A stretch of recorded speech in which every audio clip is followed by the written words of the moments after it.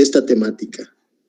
Sabedores que pertenecemos al CBT número 1, doctor Leopoldo Río de la Loza, y en este caso, a nombre de nuestros directivos, Rosalina Chala Hernández, y en este caso el subdirector, doctor Pineda Morales, le damos la cordial bienvenida a nuestra ponente. Les pido de la manera más atenta poner atención a la temática y al finalizar habrá una serie de preguntas. Levantando la mano, se les dará la palabra para que realicen las mismas. O en todo caso, van a poder colocar en el chat estas interrogantes. Bueno, vamos a escuchar a nuestra ponente. Vamos a concederle la palabra a la licenciada Patricia. Gracias, chicos.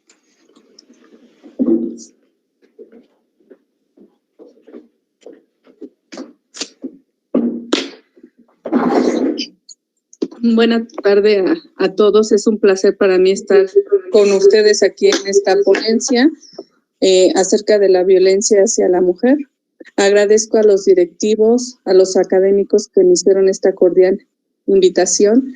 Para mí es un placer tocar este tema y sobre todo que las mujeres entiendan que no están solas, que tienen los medios para poder tener una vida libre de violencia. Inicio esta ponencia con una frase de Audre Lorde, donde dice: no seré una mujer libre mientras siga habiendo mujeres sometidas. Es una frase la cual me gusta mucho. No puedo ser una mujer libre, mientras haya mujeres que aún no tengan esa libertad como la que estoy disfrutando yo. ¿Me podrías poner las diapositivas?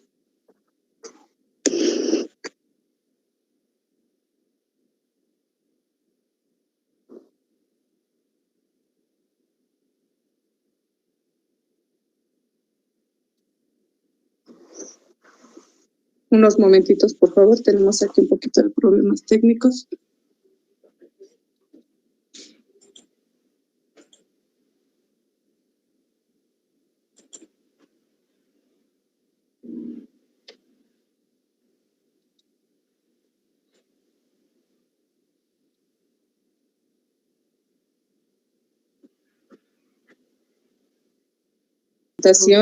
Vamos a hablar un poquito de lo que es la violencia y justamente en esta etapa de pandemia cómo se ha ido presentando.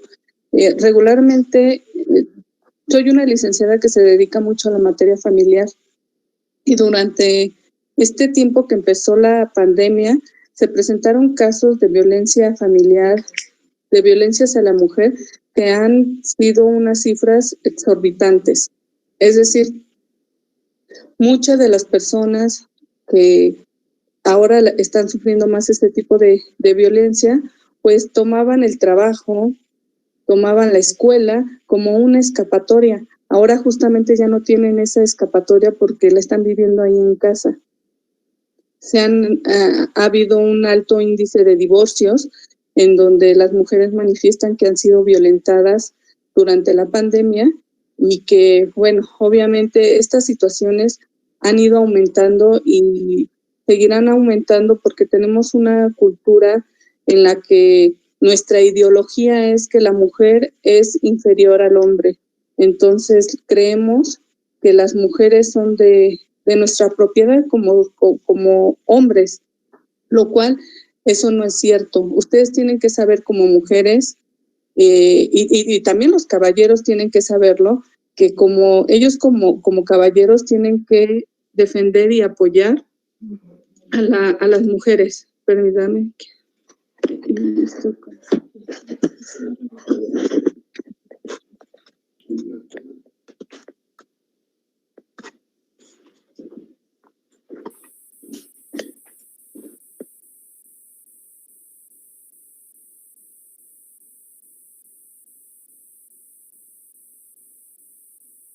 Traigo mi teléfono de aquí.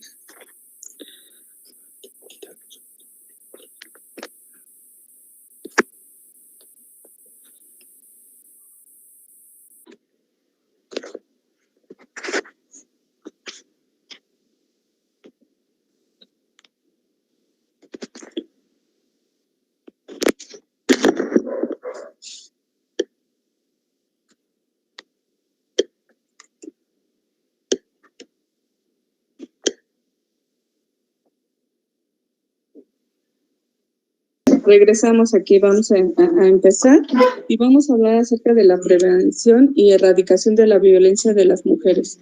Vamos a empezar dando un pequeño concepto acerca de lo que es la violencia. ¿Me podrían poner la otra diapositiva, por favor? Ok. Definición de violencia. La violencia es el uso de la fuerza física, psicológica con la intención de causar daño que obedece a diferentes factores psicológicos, biológicos, económicos, sociales y culturales. Es necesario destacar que no es lo mismo violencia a agresividad. ¿Cuál es la diferencia entre una y otra? Bueno, la agresividad es aquella que se trae desde el nacimiento, que la tenemos todos los seres vivos, es decir, desde los animales hasta los seres humanos, la traemos con nosotros y esa es como una forma de defenderse a una agresión. Por eso la agresividad está contemplada en el Código Penal y es cuando te vas a defender de algo, la legítima defensa, ¿vale? La violencia no, la violencia es inculcada desde que nacemos hasta nuestro lecho de muerte, es decir, cuando tenemos a nuestros hijos, le decimos al menor, si haces esto te voy a pegar, y le soltamos el manazo, ¿no? Entonces nosotros estamos haciendo a nuestros hijos violentos. Por eso hubo una campaña en donde les pedían a las mujeres y a los hombres que no educaran a sus hijos con violencia, porque la estábamos inculcando. Es algo que lo están, ¿cómo les puedo decir? Se los están condicionando, los están involucrando a ser violentos, ¿vale? Tenemos también a los sujetos que estudian la violencia y estos son las víctimas, que regularmente son niños, jóvenes, mujeres, ancianos y personas discapacitadas. Son las personas más propensas a sufrir este tipo de violencia. Los causantes pueden ser por pandillas, bandas, policías, instituciones, familiares, padres, compañeros de trabajo o de la escuela. Seguramente muchos de ustedes que están escuchando esta conferencia han sufrido en algún momento de su vida violencia, sobre todo en la escuela, que ahorita más adelante vamos a hablar acerca del bullying, acerca de la violencia que ejercen entre los mismos compañeros, profesores e incluso de alumnos hacia los profesores. Sonará chistoso, pero también existe estas situaciones. Personas que investigan la violencia. Estos pueden ser los psicólogos que no solo la investigan, sino que ellos también la tratan. Son personas que ustedes, si han sufrido alguna violencia, pueden pedir la ayuda de un psicólogo para que les ayude a tratar. Vamos a hablar ahorita más adelante del tipo de violencias. Y bueno, hay una violencia que se llama física. Esa violencia física tarda en sanar poco o mucho tiempo, pero la violencia psicológica tarda años en que pueda ser sanada. También quien investiga la violencia son los criminalistas, los sociólogos, y los sociólogos buscan toda la problemática en la sociedad y cómo solucionarla. Es de ahí donde nacen nuestras leyes. Ellos ponen en la mesa un problema y tiene que haber una sanción para ese problema. Ese problema ya se está saliendo de control, como lo han sido los feminicidios aquí en la Ciudad de México, bueno, y en todo el país. Y los antropólogos. Vamos a tocar también el tema de la Ley General de Acceso a las Mujeres a una Vida Libre de Violencia, en donde, ¿qué es esta ley o para qué es? Bueno, es una ley de orden público, de interés social y de observancia general en toda la República Mexicana. ¿Por qué es de orden público? Se preguntarán, ¿qué es eso? Bueno, es porque el Estado está obligado a dar todas las herramientas para que las mujeres puedan desarrollarse libremente.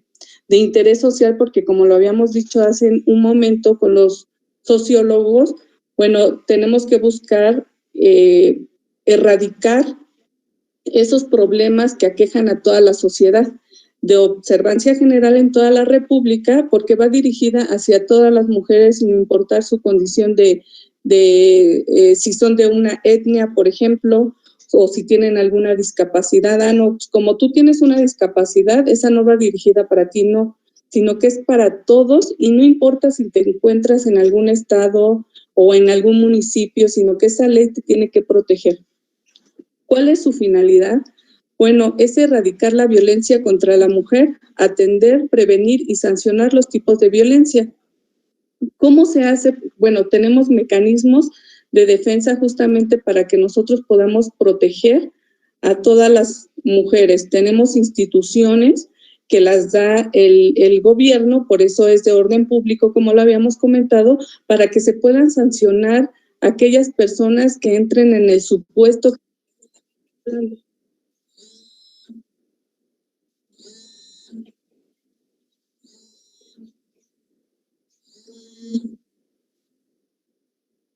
Ok, tenemos que esta ley busca la igualdad y la no discriminación respecto a la dignidad y a la libertad. Bueno, ha habido, regresándonos un poquito a un marco histórico, desde la prehistoria hemos definido roles. ¿Cuáles roles han sido? Bueno, pues que el hombre tiene que salir a cazar, a proveer los alimentos y la mujer se tiene que quedar en la casa, viéndola como un ser inferior. Entonces, cuando la mujer busca que salir a la calle, a buscar, a trabajar, a hacer las mismas actividades de un hombre, se le empiezan a poner muchísimas trabas.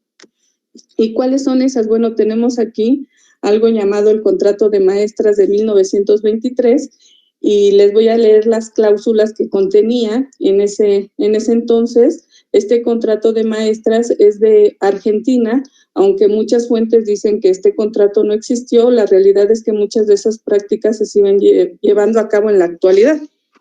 ¿Y cuál era la primera cláusula que tiene el contrato? No casarse, tenían prohibido casarse, si no ese contrato quedaba anulado. No andar en compañía de hombres, les prohibían porque era mal visto que una profesora estuviera en compañía de hombres, no se fuera a dedicar a otra cosa, ¿no? Y acuérdense que la ideología que se tenía en ese tiempo era muy diferente a la que tenemos ahora. Estar en casa entre las 8 de la tarde y las 6 de la mañana, a menos que sea una opción escolar. No pasearse por la heladera del centro de la ciudad. No abandonar bajo ningún concepto presidente del Consejo de Leos. Es decir, para que ella pudiera abandonar la ciudad tenía que tener el permiso de sus directivos, ¿no? Para que pudiera salir ella de cualquier lado. No fumar cigarrillos, no beber cerveza, ningún viajar en auto, ningún hombre, solamente que fuera en compañía de uno de sus hermanos o de su padre. Se imagina más el tipo de machismo que se maneja en esa época. No ves ropa de colores brillantes, no usas vestidos que queden a más de centímetros por encima de los tobillos. Es decir, no solo nos decían cómo portar, sino también teníamos que vestir si es que nosotros teníamos maestros en clase. Podemos desarrollarla realmente. También se tenía que mantener limpio el aula, fregar el suelo del aula una vez por semana, limpiar la pizarra por los días, encender fuego a las 7 para que cuando los niños llegaran a las 8 estuviera el salón calientito y no usar polvos faciales. En fin, son una serie de cosas, de cláusulas, les llamo yo, para que las maestras pudieran tener ese trabajo. Este contrato es de 1923. Para no quedarnos atrás, vamos a ver qué hacían en España. Mientras eso pasaba en Argentina, España en 1903 fue llamado la Guía de la Buena Esposa. Es decir, nos estaban diciendo cómo teníamos que ser una buena esposa en 11 puntos. Y nos comentan lo siguiente. Pues bueno, para que tú seas una buena esposa, tú tienes que servir a tu esposo. Cuando él llegue, siempre tienes que estar feliz para él, tienes que escuchar todo lo que él dice, tienes que servirle, tener la comida y no puedes quejarte tú de nada, porque si no vas a ser una mala esposa, porque entonces lo estás obligando a él a ser violento contigo. Esta guía de la buena esposa mencionan muchas personas que no fue de España, sino que es de una novela mexicana. Bueno, ahora nadie lo hizo, ¿no? Pero el chiste es que existe y que ahí está. Y bueno, y ustedes se preguntarán, bueno, pero es que eso fue en 1953, estos son otros tiempos. Pues no, señores, tenemos aquí en México también algo llamado la Epístola de Melchor Ocampo, promulgada el 23 de julio de 1859, cuando Benito Juárez era presidente. Y esa epístola, que son unas cartas, siguió vigente hasta el año 2007 y la quitaron solamente porque se dieron cuenta que iba en contra de la Constitución. Y ustedes se preguntarán, ¿y qué es una epístola y qué es lo que decía? Bueno, esta epístola se leía siempre que alguien contraía nupcias y se leía justamente en el registro civil. El juez del registro civil tenía una cantidad de dinero como no se imaginan, porque los hombres pagaban porque se leyera esa epístola, en donde menciona que la mujer le tiene que deber obediencia al hombre y que es una persona inferior al hombre, que tiene que tenerlo contento. Va acompañado junto con la guía de la buena esposa. También, al final de cuentas, te dicen que tú no puedes salir a la calle si no es por consentimiento de tu esposo. Que tú eres un ser inferior a él, que nadie, si no es tu esposo, puede darte permiso de hacer o de deshacer. Entonces, muchos de los matrimonios que tenemos o que siguen vigentes han estado bajo esa creencia, porque aparte te dicen, ni aquella persona que no cumpla con esta epístola estará sujeto a las disposiciones que marca la ley. Es decir, todavía te estaban amenazando para que tú siguieras con todo este rollo, ¿no? Estas cuestiones machistas. Es hasta el año 2007, en el sexenio del presidente Felipe Calderón, en donde deja de estar vigente esta epístola. Aún en zonas rurales se sigue leyendo esta epístola. Es una mala forma de seguir propagando esa cuestión en donde la mujer tenemos que ser menos a un hombre. Y ojo, señores, no estoy diciendo que seamos más o seamos menos, no, sino que simplemente somos iguales como lo está contemplando nuestra ley.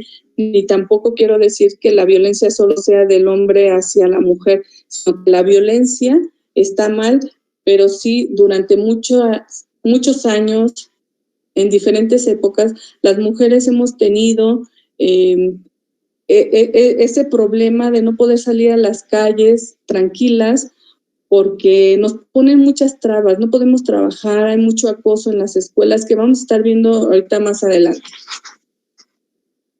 Vamos a empezar a ver lo que son los tipos de violencia.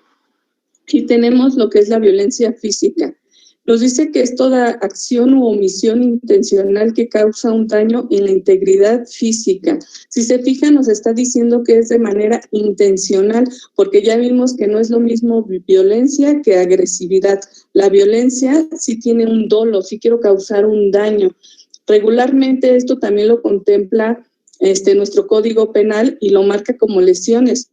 Lo va a marcar como lesiones de primer grado, aquellas que tardan en sanar menos de 15 días, lesiones de segundo grado, aquellas que tardan en sanar más de 15 días, y lesiones que dejan o que ponen en peligro la vida. Es decir, cuando ya necesitas una hospitalización y que estás a punto de morir. Esa es una de las violencias que regularmente como abogada es la que más se ve, junto con la violencia psicológica que vamos a ver más adelante. La violencia en la comunidad. Son actos individuales o colectivos que transgreden derechos fundamentales de las mujeres y propician su denigración, discriminación o exclusión en el ámbito público. No sé si alguna de ustedes, bueno, hablando en general, tanto mujeres como hombres, se han dado cuenta que jamás hemos tenido una mujer que sea presidente o presidenta. Incluso en las cuestiones ejidales, no hay un ejidatario que sea mujer o ejidataria, ¿no? En este caso. ¿Por qué? Porque sí hacen esas prohibiciones, porque se rigen mucho por los usos y costumbres, entonces es muy mal visto que una mujer esté tomando las riendas de un ejidatario o de los ejidos, porque nosotros somos hombres, nosotros somos machos, entonces no tenemos que permitir esas situaciones. Lo que empiezan a hacer es como que llenar de cadenas a las mujeres y decir, no, tú no, aunque sepan que tengan la capacidad para poder llevar a cabo ese trabajo, ese cargo. También esta violencia en el ámbito público se da mucho por los servidores, justamente servidores públicos, en donde abusan mucho de su autoridad, tanto en toda la sociedad, tanto en mujeres como en hombres y en todas las personas. Por eso hay un agravante también, que cuando cometes un delito, se le llama abuso de autoridad, es decir, cuando una persona está en funciones y que realiza actos u omisiones en contra de una persona, pues bueno, será sancionada y ese es un agravante al delito que está cometiendo. Tenemos la violencia institucional, que son actos u omisiones de las o los servidores públicos de cualquier orden de gobierno. Esta va acompañada con la anterior, que discriminen o tengan como fin dilatar, obstaculizar o impedir el goce del ejercicio de los derechos humanos. Es decir, si cuando alguno de ustedes, él o la, va y realiza una denuncia y el Ministerio Público, que es una institución pública, te dice, ¿sabes qué? Es que no puedo levantar tu denuncia porque no te veo golpeada, porque tú me estás diciendo que te maltrató, pero la verdad es que tú te ves muy bien. Bueno, tú no eres la persona que lo tiene que determinar, tú solo tienes que hacer tu trabajo, tienes que levantar la denuncia y tienes que seguir un protocolo. Tú no me tienes por qué decir que no puedes levantar mi denuncia o que no puedes hacer nada, porque tú estás también ejerciendo una violencia hacia mis derechos, a mis derechos humanos, porque como lo habíamos dicho en el concepto de la violencia y sobre todo en las leyes, bueno, el gobierno está obligado a darnos los medios y las instituciones para que nosotros vivamos libre de violencia. Entonces, si tú pones a un cargo una persona que me va a estar restringiendo mi derecho porque me dice que no es cierto, bueno, tú no eres nadie para deducir eso. Quien lo tiene que hacer es un juez. Tú solo tienes que levantar la denuncia y aparte tú me tienes que, en un procedimiento judicial, bueno, pues tú me tienes que representar a mí. Entonces ya estamos empezando mal, ¿no? Porque yo voy a verte para que tú me protejas, pero tú no me estás creyendo. ¿Por qué? Porque a simple vista yo no tengo ninguna lesión. Las que habíamos hablado anteriormente, las de primero, segundo y las que ponen en riesgo la vida. ¿Vale? Pero también hay mecanismos para poder hacer que nuestra voz se escuche. No crean que porque si el Ministerio Público no me escuchó, bueno, pues ya me regreso a mi casa y me sigo quedando callada. No. También hay mecanismos para que ese servidor público pueda tener consecuencias de sus actos o de sus omisiones. Está siendo omiso en darme a mí la protección que yo necesito. ¿Vale? Tenemos la violencia psicoemocional y que esa violencia psicoemocional está en todas las violencias, tanto en la física, en la institucional, laboral, escolar, familiar. Esa violencia está muy latente en todos los sentidos.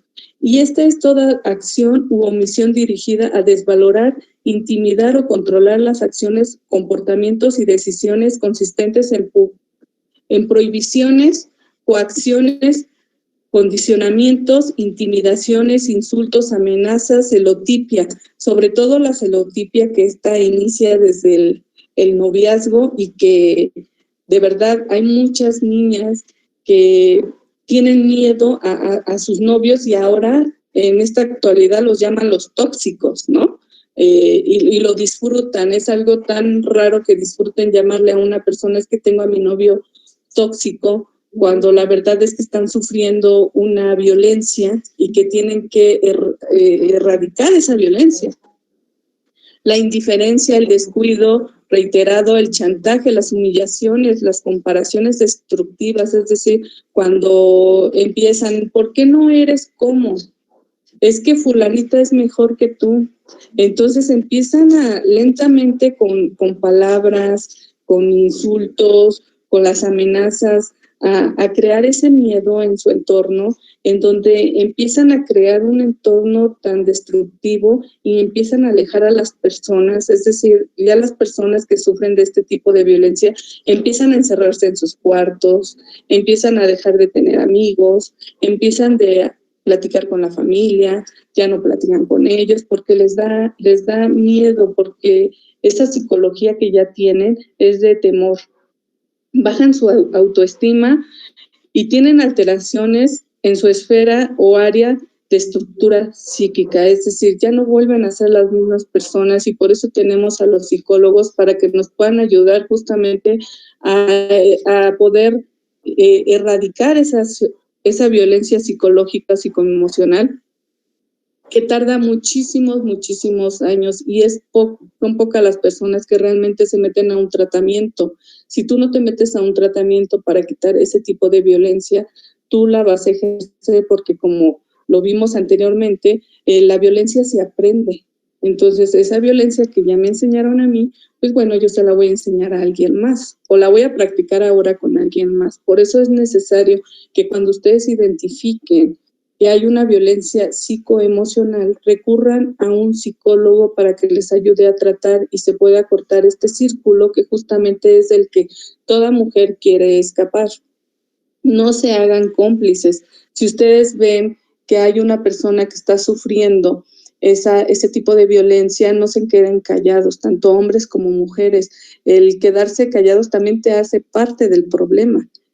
Entonces tenemos que ser parte de la solución, no generar más problemas. La violencia docente.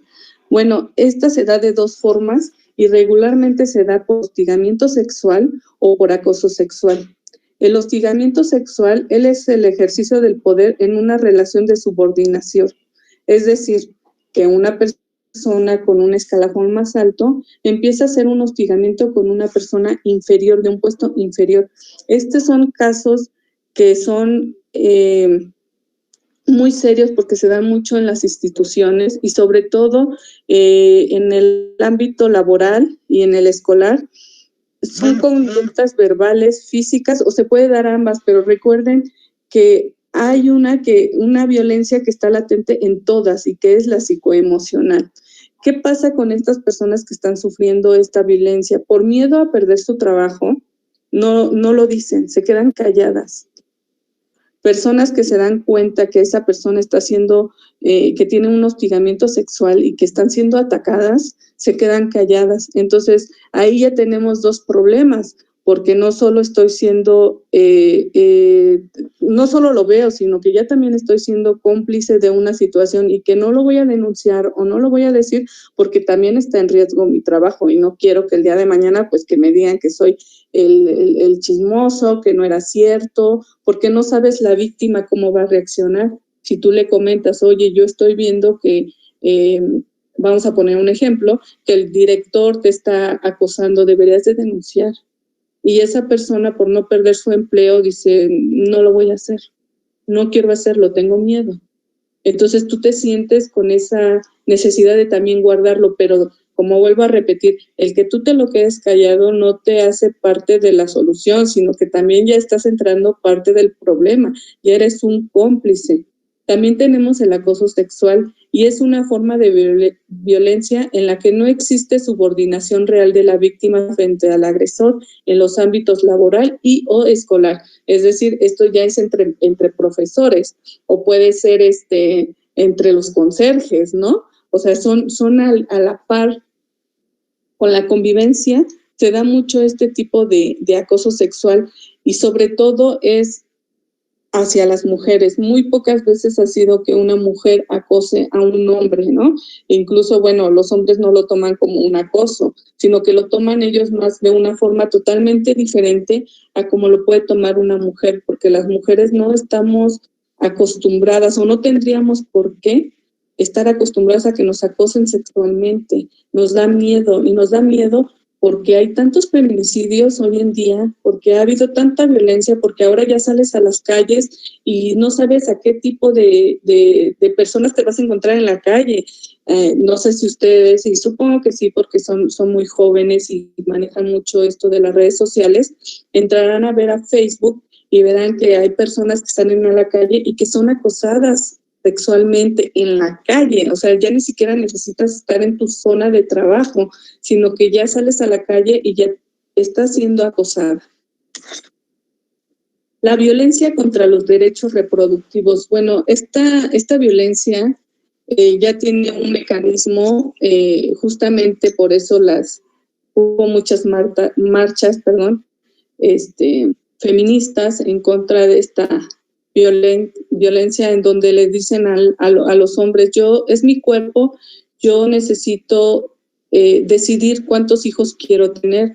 Ya no puedo aceptar que tú, porque quieres 5 hijos y yo no quería tener hijos, pues ahora yo me tengo que estar a lo que tú dices, sino que es mi derecho. Y el día que tú puedas embarazarte, bueno, pues decides cuántos hijos tú puedes tener. Nos están dando muchas maneras de poder erradicar esa violencia con anticonceptivos, con tener abortos legales, y esto ya está contemplado en la ley. Regularmente en cuestiones de aborto solo era por algunas causantes, que era por alguna violación o si tenía o estaba en riesgo la vida de la madre, donde se tendría que hacer un aborto. Después fue evolucionando y bueno, desde la gestación le comentan a la madre, bueno, es que su hijo va a nacer a lo mejor con una discapacidad, con una malformación.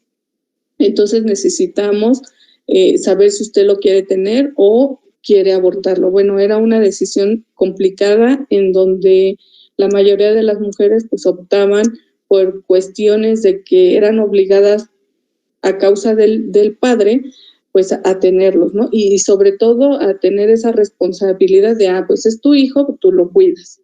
Se daba mucho la situación de que, pues ya tuve 5 hijas, pero la verdad es que yo sí espero al hombrecito, ¿no? Entonces, hasta que salga el hombrecito, pues tú vas a seguir teniendo hijos. Entonces, todas esas cuestiones que hemos estado pasando se han ido erradicando y entonces surgen justamente leyes que están protegiendo ese tipo de derechos. Ya no me vas a decir a mí cuántos hijos, si yo quiero abortar, yo tengo esa decisión de no tener hijos, porque es mi decisión, porque es mi cuerpo. Ha habido muchas marchas y bueno, esto ya en muchos países y aquí en México, en muchos estados, ya es legal.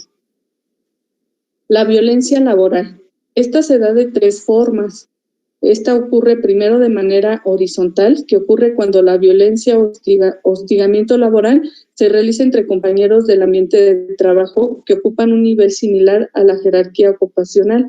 Es un hostigamiento entre iguales, es decir, esto solo se da entre los puros compañeros de trabajo, en donde, pues miren, ya entró la secretaria y bueno, pues vamos a invitarla a salir, y al final de cuentas, pues bueno, esto se empieza a volver no para la persona que la está realizando, sino para quien lo está recibiendo un tipo de violencia, porque yo ya me siento acosada, porque yo ya no quiero ir al trabajo, porque mi compañero de trabajo, que solo es un compañero que tiene que ir a realizar unas labores por las cuales le pagan, no solo va a eso, sino que también va a hostigarme, va a pedirme situaciones que yo no quiero y que no sé cómo yo puedo cambiar esa situación, porque si voy y lo digo, bueno, no me van a creer, porque tengo que llevar las pruebas. Regularmente lo que están haciendo muchas mujeres, incluso muchos alumnos que han sufrido violencia, es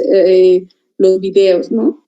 Ya te empiezo a grabar. ¿Para qué? Para que el día de mañana que me digan, pues es que necesito pruebas, porque tampoco puedes ir por la vida diciendo que todo mundo te acosa y no sabemos si es cierto o no lo es. Entonces tú me tienes que traer una prueba de que lo que tú me estás diciendo es cierto. Entonces, gracias a los medios electrónicos, se está teniendo todo este tipo de pruebas para que la voz de las mujeres puedan ser escuchadas.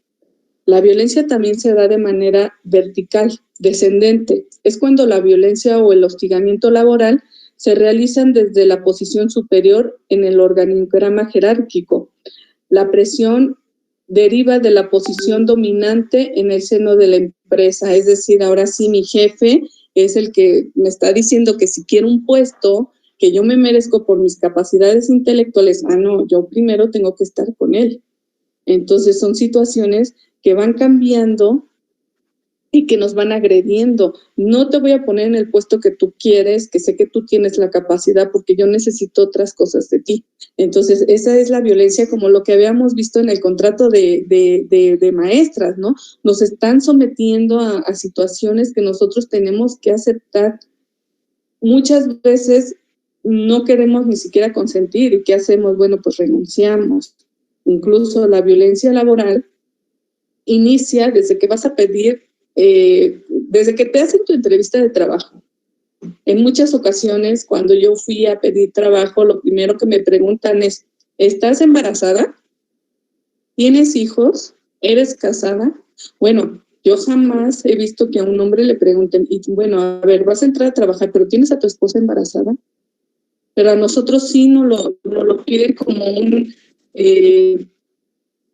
como si estás embarazada, mira, no te voy a contratar porque nos vas a salir muy cara, porque sé que vas a tener tus días de incapacidad y no vas a venir a laborar. Entonces, desde que vas a pedir justamente esa entrevista, te hacen preguntas que tú dices, bueno, no sé si realmente a un hombre le estarían haciendo ese tipo de preguntas. Es por eso que no hay una igualdad en cuanto a lo laboral.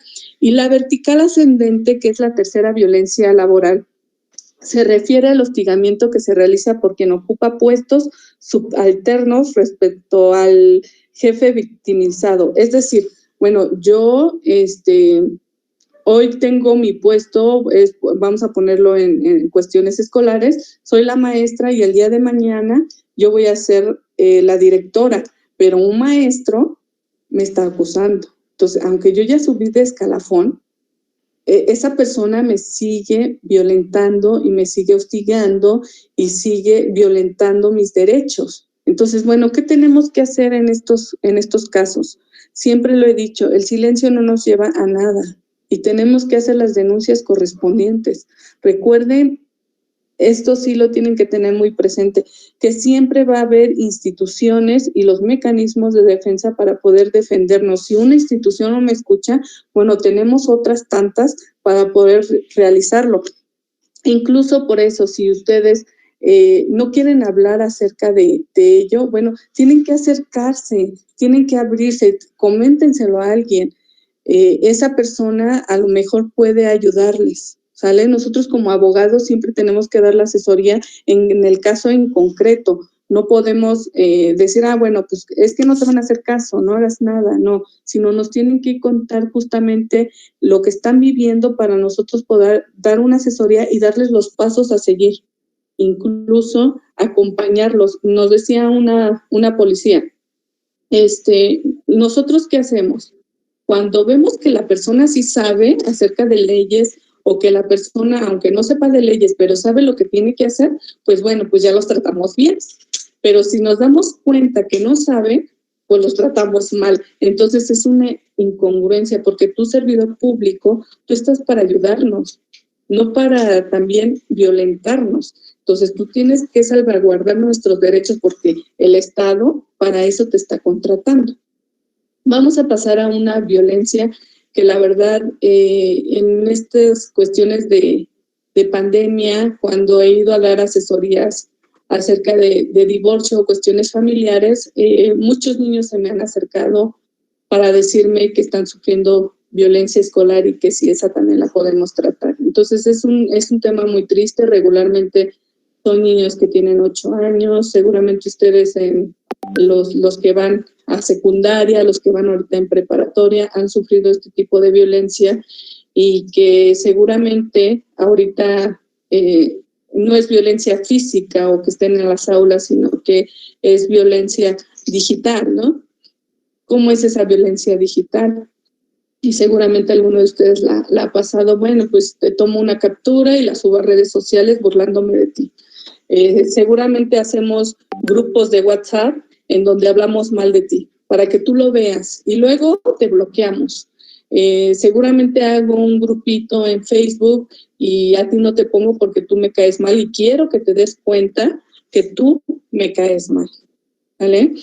No solo son la violencia, recuerden que, como hemos visto anteriormente, no solo es física, y regularmente la psicoemocional que se da en las escuelas es la peor, porque lleva a que los niños se salgan de la escuela o simplemente los llevan al suicidio, ¿vale? Y eso no está bien. Al final de cuentas, todos somos seres humanos, y a los adolescentes y tanto a los niños nos encanta estarnos burlando de nuestros compañeros, que porque si no habló, que porque se equivocó, que porque si es alto, que porque si es chaparrito, que porque es más morenito. Entonces nosotros mismos estamos creando ese bullying. Y seguramente en cada grupo de una escuela siempre hay una persona que es violentada, y que muchos compañeros apoyan esa violencia. ¿Por qué? Porque es padre, ¿no? Y que prefiero que sea él al que estén violentando y no yo. No, mejor yo ni digo nada, porque al rato todos van a voltear y ahora voy a ser yo el violentado. No, señores, eso está mal.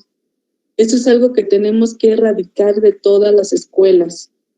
Esa violencia no solo afecta a la persona que lo está viviendo, sino también a sus familiares. No es justo que mi hijo, porque está sufriendo bullying, yo lo tenga que cambiar de escuela, o no es justo que yo tenga que llevar a mi hijo a un tratamiento psicológico porque él piensa que ya no vale nada.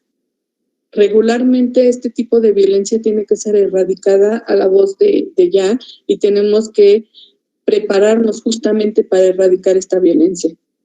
Tanto profesores como la sociedad, padres de familia, porque se dan cuenta que ese niño ya trae problemas desde casa. Y entonces aquí, qué bueno, ¿no? Qué bueno que llegó, porque ya me hacía falta con quién sacar mis frustraciones. Y bueno, y si él ya trae frustraciones, pues bueno, ya nos juntamos ambos. ¿Con quién puedo sacar toda esa violencia que me han generado?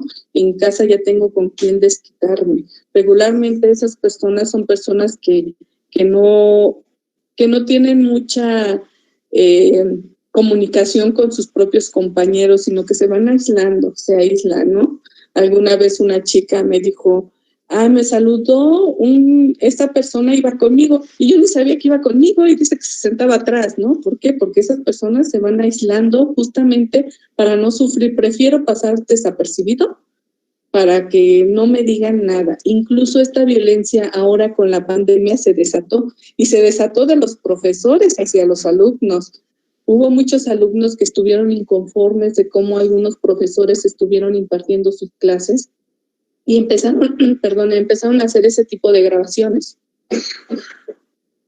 en donde los profesores hacían violencia hacia los alumnos. Entonces, ¿qué llevó a las instituciones a hacer? Obviamente ninguna institución, y más la educativa, va a soportar que esta violencia siga ocurriendo. Entonces tienen que destituir al profesor que está dando ese maltrato a los alumnos. El maltrato físico y el abuso sexual son uno de las mayores violencias que se dan en la escuela. El maltrato entre compañeros y el vandalismo. El vandalismo, bueno, ese se da porque empiezas ya de que hay dos maneras de reaccionar. Una, me alejo, me salgo de la escuela, ya no quiero ir, le pido a mi mamá que mejor ya no me lleve a la escuela, que ya no me mande, que mejor estudio la prepa, la secundaria en línea, porque la verdad ya no quiero ir a la escuela. Y otra es que me empiezo a hacer o me empiezo a acompañar de personas que yo creo que me van a defender. Entonces empezamos a tener un mayor abuso porque nos empezamos a poner con las bandas, hacer grupitos, y ahora yo también soy parte del problema porque, bueno, como ya no tienen a quién hacerle bullying, pues hay que buscar a la nueva presa, porque así nos estamos guiando. Entonces, eso está mal y eso se tiene que erradicar. Lo que tenemos que hacer es que esto no solo sea una plática, una conferencia, sino que se tiene que llevar a cabo, como unas clases en donde se les enseñen realmente lo que son los valores y las consecuencias que pueden tener en cuanto a las personas que realicen este tipo de violencia en las escuelas. Tenemos también rápidamente, son 5 minutos, lo que es la violencia en el noviazgo. Y este ciclo de violencia en el noviazgo se da en 3 episodios. Tenemos el episodio agudo de violencia, en donde el novio le dice a la novia que es violento porque contestaste tu teléfono, porque para quién te estás arreglando, por qué cantas esa canción, te recuerda a alguien. La fase de acumulación de tensión va acompañada del episodio agudo de violencia, es decir, ahí ya no se puede controlar la persona y nos vamos a los golpes o a los insultos, en el menor de los casos. Pero bueno, es una violencia que ya no está controlada. Después viene la última fase, que es la fase de luna de miel, en donde le pedimos perdón, decimos que ya no va a volver a pasar. Si lo hago es porque te amo. No lo quería hacer, pero tú me obligaste, ya no volverá a pasar. Pero la realidad es que sigue pasando. Entonces tenemos que saber identificar ese tipo de violencia, y que es muy importante porque inicia desde el noviazgo, que es donde tienen que conocer a la pareja con la que van a estar. Y muchas personas, muchas mujeres, muchas niñas, adolescentes, piensan que cuando me case él va a cambiar.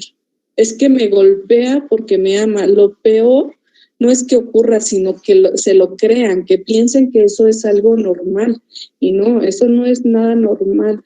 Ustedes no están para que las golpeen, no están para que sean maltratadas, para que les digan que no valen la pena, ¿no? Ustedes no están para eso, y desde el noviazgo tienen que darse cuenta que no es la persona adecuada y que tienen que decirlo.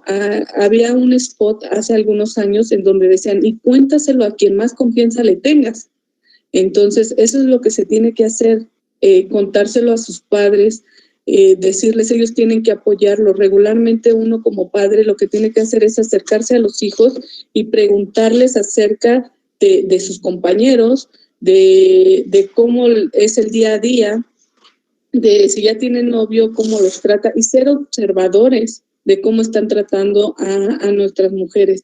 Incluso ustedes como compañeritos, esto va dirigido hacia los hombres, cuando vean que una de sus amigas, de sus compañeritas está siendo violentada, no se queden callados, no sean parte del problema, o no digan, ya le dije y otra vez ahí va con lo mismo.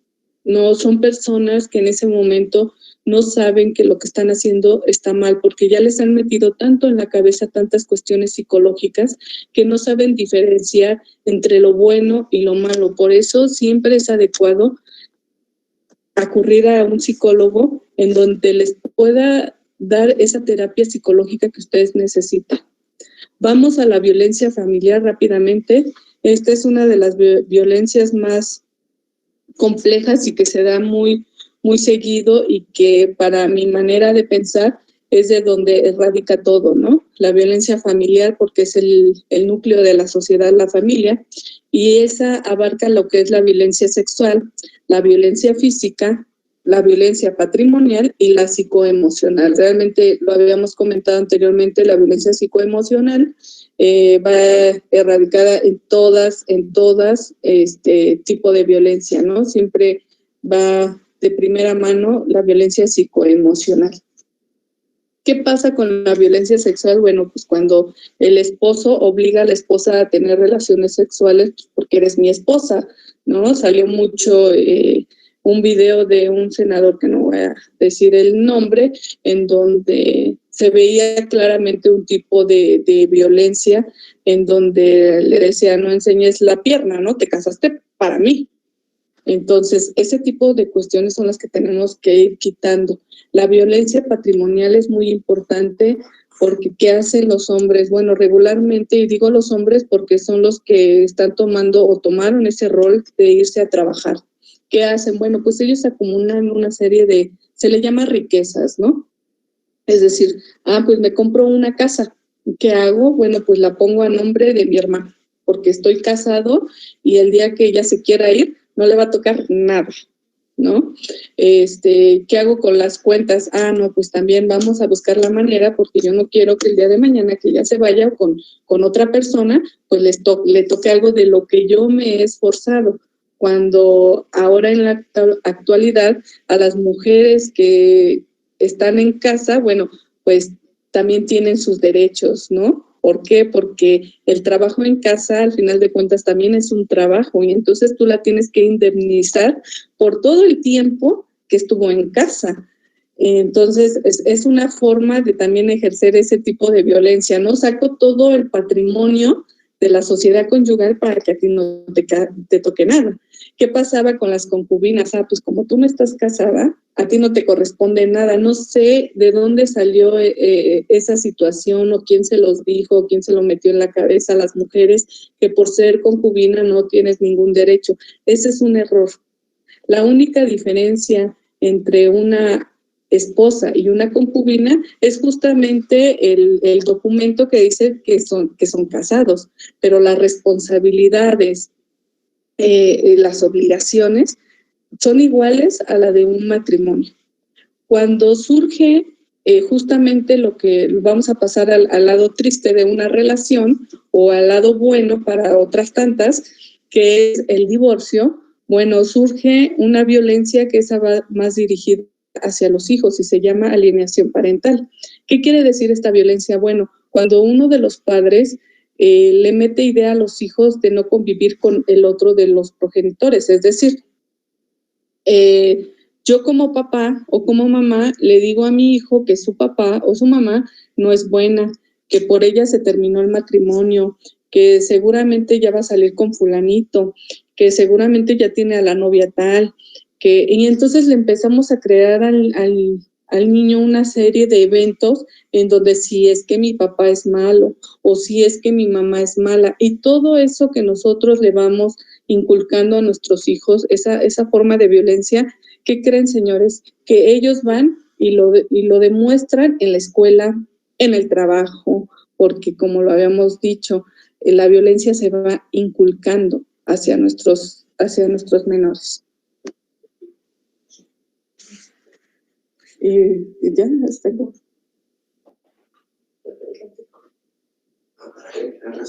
Ok. Entonces, bueno, termino mi participación. Bueno, ya no puedo llegar tanto a lo que es la violencia feminicida, pero bueno, espero y me den después otro tiempo para poder terminar esta conferencia o esta plática y bueno, para atender a las preguntas que quieran realizar.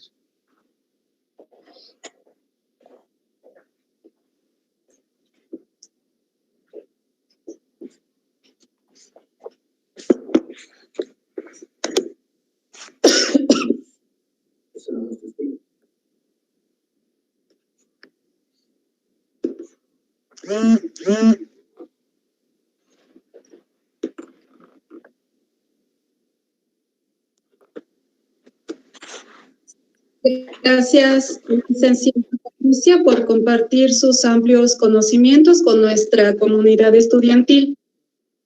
Efectivamente, haremos la ronda de preguntas que han planteado nuestros estudiantes. Quisiera primeramente preguntar si alguno de ustedes, chicos, quiere cuestionar a la licenciada.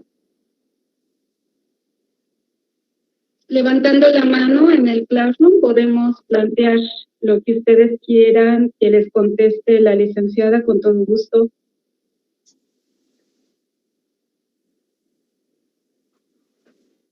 ¿No? ¿Nadie?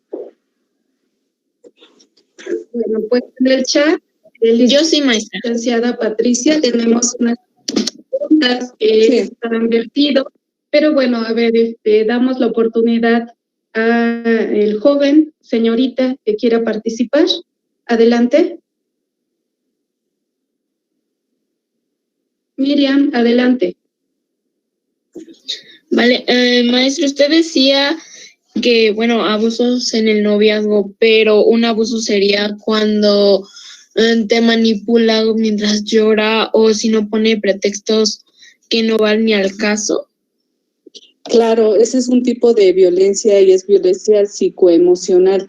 Yo te digo a ti que tú eres la culpable de cómo me estoy sintiendo. Yo estoy llorando por tu culpa. Yo estoy llorando porque tú estás haciendo cosas indebidas que me están causando a mí algún enojo, pero no te lo voy a decir de manera violenta. Sabemos que la manera de manifestarse de la violencia no solo puede ser con agresividad, o sea, así como de, lo voy a manifestar así, sino que también hay maneras de manipulación, justamente como lo estás comentando. Esa también es una forma de violencia en la que al momento de que tú la estás identificando, tú tienes que terminar con esa relación o pedirle a esa persona que se trate psicológicamente para que esos eventos no continúen, porque ahorita es una manera de manipulación, pero después se puede manifestar en otras formas, es decir, de manera física, de manera sexual y otras tantas que tenemos. Esta violencia va avanzando,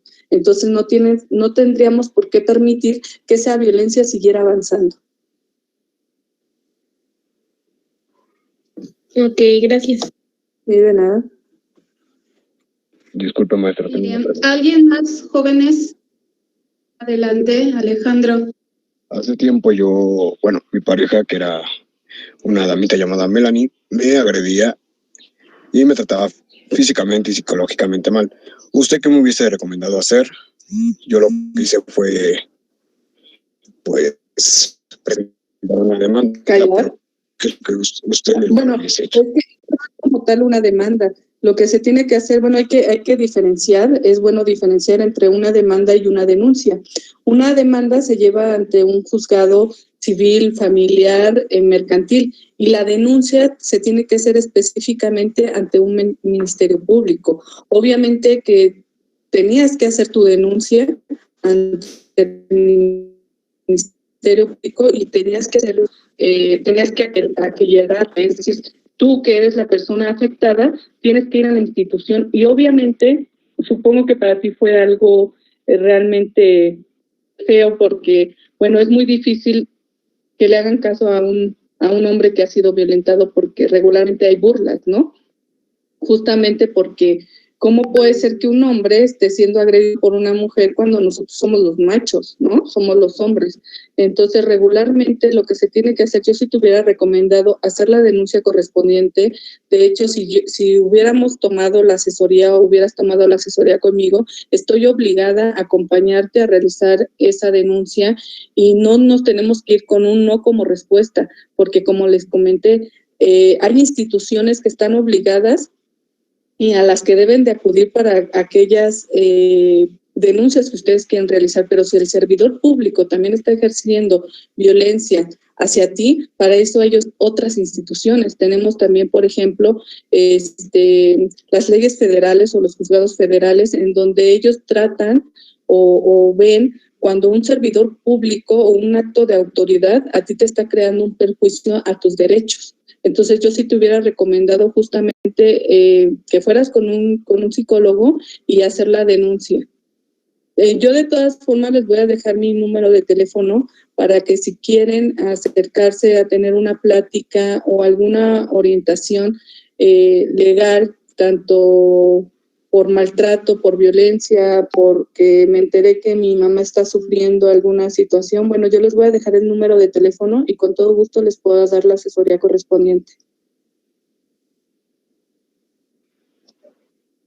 Muchas gracias, maestra. De nada. Ok, licenciada, gracias por esa respuesta. Nos preguntan los estudiantes, en caso de si ya terminamos la relación por celos y manipulación y la persona dice que como ya no estás con ella se va a quitar la vida, ¿qué podríamos hacer? Bueno, en este caso, la responsabilidad, eso sí debe de quedar muy claro, la responsabilidad no es mía. Si al final de cuentas cada quien puede decidir en su vida regresamos a la violencia psicoemocional. Yo te estoy tratando de manipular para que tú regreses conmigo. Recuerden que cada individuo es responsable de sus actos. Entonces, si esta persona se quiere suicidar por no tener una relación con, bueno, esa será decisión de esa persona. Al final de cuentas, para mí es una persona que no me dejó nada bueno y que estoy huyendo porque no puedo seguir en esa relación. Entonces, o es él o soy yo. Entonces, en ese sentido, lo que se tendría que hacer es hablar a lo mejor con los padres de esta persona y decirle que lo lleven a una terapia psicológica, porque no está bien, porque tu vida no puede centrarse en una relación.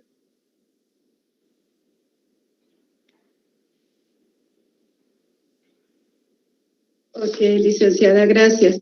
Pues tenemos algunas preguntas más vertidas en el chat, ya en los grupos también de WhatsApp. Y pues la pregunta siguiente es esta. Si una mujer tiene glúteos grandes, el busto grande, y una persona en la calle con piropos obscenos hace alusión a ello, ¿en qué delito está incurriendo? Está incurriendo en un delito de un tipo de acoso sexual, y el cual sí tiene que ser denunciado. Regularmente lo que se está haciendo ahora en la sociedad es que están poniendo cámaras de vigilancia en donde esos actos de acoso, que no solo son a veces con palabras, sino que ya llegan a un contacto físico, en donde, bueno, no solo te insulto o te digo ese tipo de piropos lascivos que son aparte, sino que ya también llego a los tocamientos, ¿no? Entonces ya para eso se está implementando las cámaras de seguridad, y también tienes que hacer esa denuncia, porque seguramente esa persona que a ti te está diciendo ese tipo de palabras que no son agradables, que tú no se lo estás solicitando, seguramente ya se lo dijo a alguien más, y seguramente ese alguien más ya tuvo que haber denunciado. Entonces, cuando tú vas y también denuncias, la policía ya empieza a hacer esto de oficio.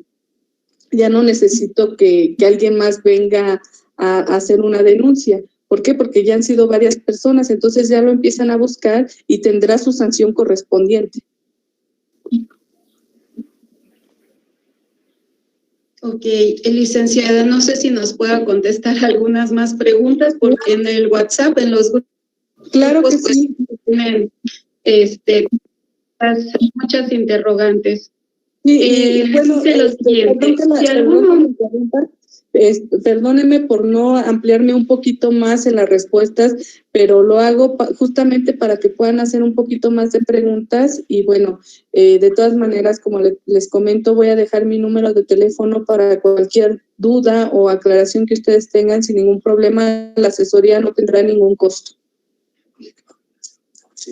Okay, bueno, gracias, espero que haya una segunda ponencia, porque obviamente, pues bueno, hay muchas cosas que se tienen que decir y bueno, por el tiempo no se pudo llevar a cabo, pero bueno, me gustaría que me volvieran a invitar y poder solucionar, o a lo mejor aclarar más bien todas las dudas que tengan los alumnos.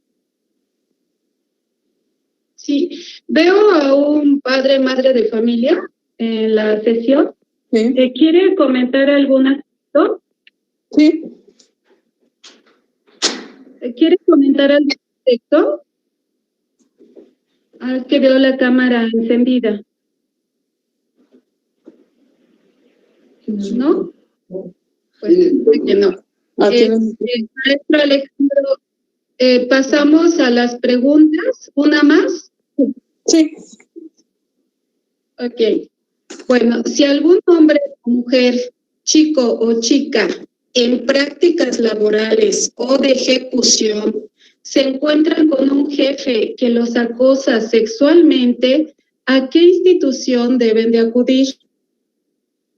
Bueno, aquí hay dos instituciones a las que pueden acudir.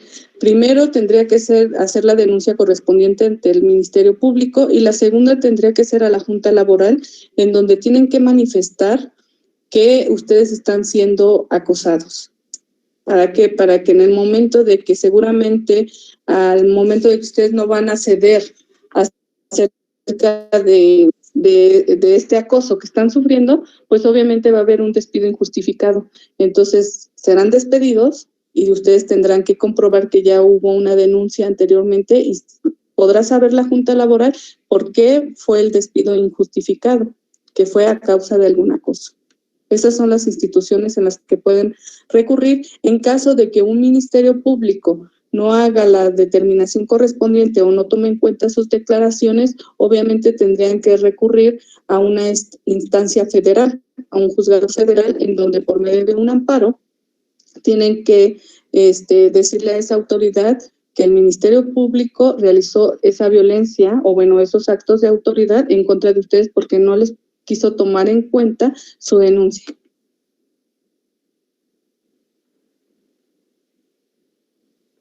Bueno, pues muchas gracias, licenciada Patricia Macías Camacho. Gracias por compartir todo esto que ya ha vertido usted. Y pues le cedo la palabra al maestro Miguel Ángel Neira. Adelante, maestro Miguel Ángel. Muy buenas tardes, licenciada. Muy buenas tardes, compañeros y alumnos. El día de hoy le agradecemos a la licenciada, el día de hoy su participación, una valiosa participación. Yo creo que nos está dando tanto consejos como tips, como medios para poder nosotros ponernos en coordinación con nuestras autoridades. Hay que recordar que a nivel federal y a nivel estatal se están abriendo estos espacios, se está sensibilizando tanto a directivos, tanto a maestros, se le está dando información ya a los alumnos de forma precisa para que ya se tomen medidas y podamos erradicar estas situaciones que tiene nuestra sociedad. Creo que la licenciada muy bien lo mencionó, que nosotros somos el medio idóneo para que se pueda quitar todo esto de nuestras instituciones, de nuestras familias, de nuestra sociedad, de tal forma que nosotros podamos transmitir ese mensaje y lo llevemos a todas las esferas, a todos los ámbitos. En verdad, licenciada Patricia, le agradecemos bastante su participación, esperando que el día de mañana podamos contar con su presencia nuevamente. Le agradecemos de antemano y a nombre de nuestro plantel y de nuestros compañeros, le agradecemos, al igual que nuestro alumnado. Muchísimas gracias por participar con nosotros.